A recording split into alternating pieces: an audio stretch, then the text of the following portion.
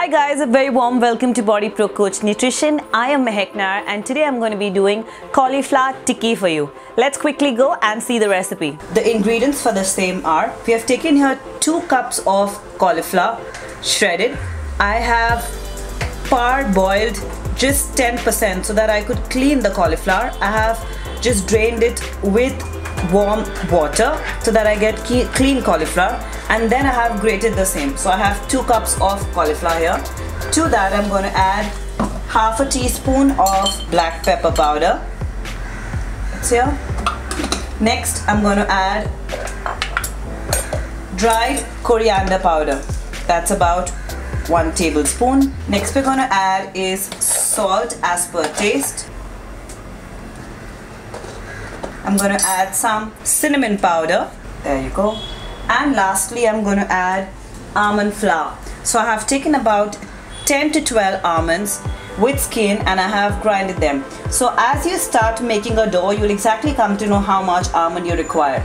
As cauliflower has its own water, you would not require to put water in the same. So I'm going to add some almond flour and mix it really well and form a dough. Once you feel it's nice, you can add a little more almond flour.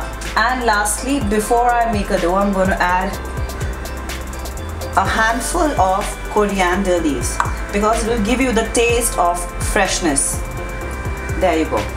And once this is done, you're going to make a pan ready, make it warm and put little olive oil on the pan. And once that is done,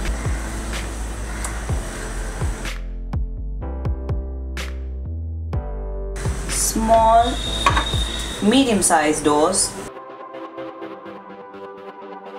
You could also add chili or garam masala according to your taste. I like it simple, that's why I have just put coriander powder.